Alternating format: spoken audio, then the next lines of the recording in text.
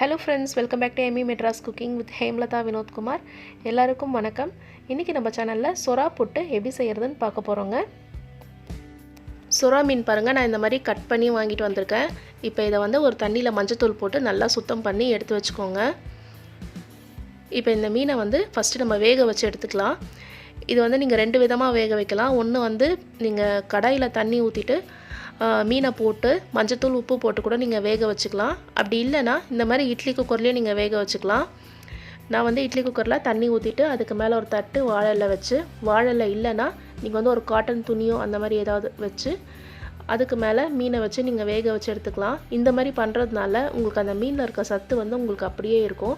நீங்கள் தண்ணியில் போட்டு வேக வச்சிங்கன்னா அந்த மீனில் இருக்க சாறு எல்லாமே அந்த தண்ணியிலே போயிடும்.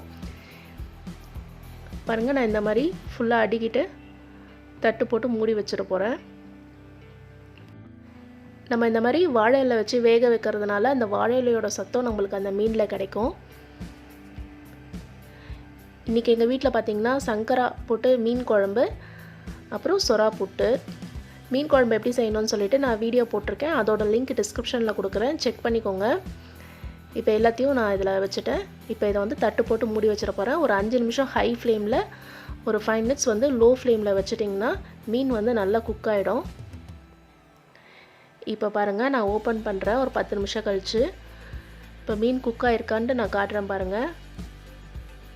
இந்த மாதிரி தொட்டிங்கன்னா பாருங்கள், நல்லா மீன் வெளியில் வருது பாருங்கள். அந்த ஃபிஷ் வந்து அந்த பாருங்கள் நல்லா குக் ஆகிருக்கு பாருங்கள். இப்போ வந்து நம்ம எடுத்துடலாம் இதை. இப்போது மீன் வந்து ரொம்ப சூடாக இருக்குது, அதனால் வந்து நான் தண்ணியில் போட்டு இந்த மாதிரி ஸ்கின் ரிமூவ் பண்ணிக்கலாம். அது மட்டும் இல்லாமல் இந்த மீன் ஸ்கின்னை ரிமூவ் பண்ணும் போது கொஞ்சம் பிசு பிசுன்னு இருக்கும். அதனால் வந்து இந்த மாதிரி தண்ணி தொட்டு தொட்டு நீங்கள் இந்த ஸ்கின்னை வந்து ரிமூவ் பண்ணிக்கலாம். ஸ்கின்னோட போட்டிங்கன்னா உங்களுக்கு வந்து நர நரன்னு இருக்கும், சாப்பிடவே முடியாது. அதனால் வந்து இந்த மாதிரி தோல் எடுத்துருங்க. ஃபஸ்ட்டு எடுத்துட்டு தனியாக எடுத்து வச்சுக்கோங்க. இந்த மாதிரி எல்லா மீனையும் நீங்கள் ஸ்கின் ரிமூவ் பண்ணி எடுத்து வச்சுக்கோங்க. பாருங்கள், இந்த சொரா மீனில் வந்துட்டு ஒரு முள் தான் இருக்கும். அந்த முள்ளை மட்டும் எடுத்துட்டு மீதி மீனெல்லாம் வந்து இந்த மாதிரி புட்டு புட்டு போட்டுக்கோங்க. இந்த மாதிரி நல்லா புட்டுட்டிங்கன்னா உங்களுக்கு வந்து புட்டு செய்யும் போது ரொம்ப நல்லாயிருக்கும். இப்போது சொரா புட்டுக்கு நான் இந்த அளவுக்கு பூண்டு எடுத்திருக்கேன் பாருங்கள். இதை வந்து நல்லா பொடியாக நம்ம நறுக்கிக்கலாம். நான் வந்து இந்த மாதிரி சாப்பரில் போட்டு நல்லா பொடியாக கட் பண்ணிக்கிறேன். பாருங்கள், இந்த அளவுக்கு பொடியாக கட் பண்ணிக்கோங்க. இப்போ கடாயில் எண்ணெய் சேர்த்துக்கலாம். கடலெண்ணெய் வந்து நான் ஒரு 2 டேபிள் ஸ்பூன் கடலெண்ணெய் சேர்த்துக்கிறேன். சொரா புட்டுக்கு வந்து எண்ணெய் வந்து நிறைய சேர்த்திங்கன்னா ரொம்ப நல்லா இருக்குங்க. இது கூடவே ஒரு ஸ்பூன் கடுகு, ஒரு அரை ஸ்பூன் சீரகம், ஒரு 1/2 ஸ்பூன் சோம்பு போட்டுக்கோங்க. போட்டுட்டு எல்லாமே நல்லா பொரியட்டும். பொரிஞ்ச உடனே நம்ம எடுத்து வச்சுருக்க பூண்டை போட்டுடலாம்.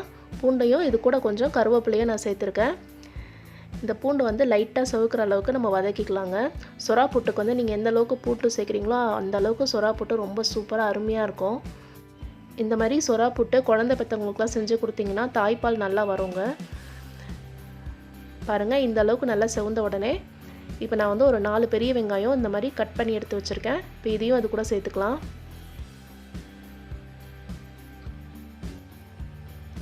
இந்த வெங்காயத்தையும் நல்லா நம்ம பொன்னிறமாக நம்ம வதக்கிக்கலாங்க.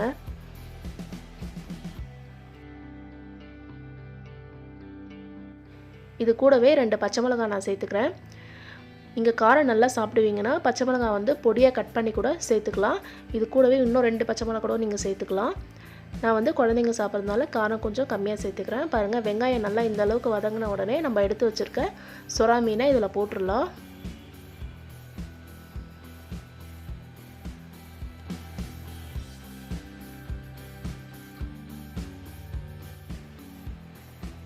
இப்போது இந்த மீனோடு சேர்த்து நல்லா இந்த மசாலாவோட நல்லா நம்ம வதக்கிக்கலாம்.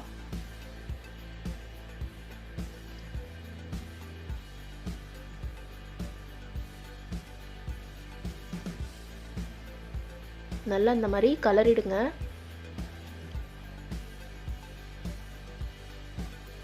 மீன் கொஞ்சம் பெருசு பெருசாக இருந்தாலும் இந்த மாதிரி கரண்டியால் குத்தி குத்தி விட்டிங்கன்னா நல்லா உங்களுக்கு புட்டு மாதிரி வந்துடும். இப்போ இதில் மசாலா ஆட் பண்ணிக்கலாம். நான் வந்து ஒரு 1/2 ஸ்பூன் மஞ்சள் தூள் சேர்த்துருக்கேன். 2 டேபிள் ஸ்பூன் குழம்பு மிளகாய் தூள் சேர்த்துருக்கேன். குழம்பு மிளகாய் தூள் எப்படி அரைக்கணும்னு சொல்லிட்டு வீடியோ போட்டிருக்கேன். அதோட லிங்க்கும் டிஸ்கிரிப்ஷனில் கொடுக்குறேன், செக் பண்ணிக்கோங்க. இந்த மிளகாய் தூளோட பச்சை வாசனைலாம் போகிற அளவுக்கு நல்லா நம்ம வதக்கிக்கலாங்க. இப்போ இது கூடவே சுறா புட்டுக்கு தேவையான அளவு உப்பு. உங்களுக்கு மிளகு தூள் சேர்க்கணுன்னா நீங்கள் அது கூட நீங்கள் 1 ஸ்பூன் இதில் ஆட் பண்ணிக்கலாம்.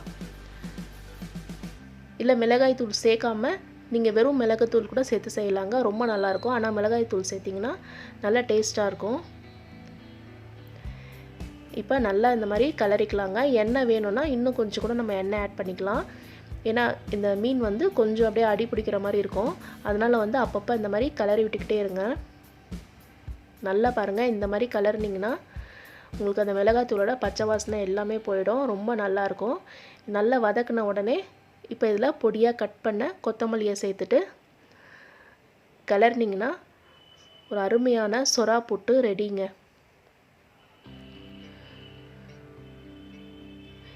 இந்த சுறா புட்டு வந்து நீங்கள் வெறும் சாதத்து கூடயும் நீங்கள் சேர்த்து சாப்பிடலாம். ஒரு சிம்பிளாக ஒரு ரசம் வச்சுட்டு அது கூட நீங்கள் சுறா புட்டு வச்சு சாப்பிட்டாலும் ரொம்ப அருமையாக இருக்கும். இந்த சுறா புட்டு வந்து குழந்தைங்கள்லாம் விரும்பி சாப்பிடுவாங்க, ரொம்ப உடம்புக்கும் ரொம்ப நல்லது. நீங்கள் கண்டிப்பாக ட்ரை பண்ணி பாருங்கள். இந்த மாதிரி நல்லா மிக்ஸ் பண்ணிவிட்டு அவ்வளோதாங்க, நம்ம சர்வ் பண்ணிக்கலாம். இந்த வீடியோ உங்களுக்கு பிடிச்சிருக்கும்னு நினைக்கிறேன். பிடிச்சிருந்ததுன்னா இந்த வீடியோவை உங்கள் ஃப்ரெண்ட்ஸ்க்கெலாம் ஷேர் பண்ணுங்கள். நம்ம சேனலில் மறக்காமல் சப்ஸ்கிரைப் பண்ணிக்கோங்க. சப்ஸ்கிரைப் பண்ணிவிட்டு பக்கத்தில் இருக்க நோட்டிஃபிகேஷன் பெல் பட்டன் அழுத்துனீங்கன்னா அதில் ஆல்னு கேட்கும். அதை ப்ரெஸ் பண்ணிங்கன்னா நான் போடுற ஒரு வீடியோவும் உங்களுக்கு நோட்டிஃபிகேஷனாக வரும். தேங்க்யூ.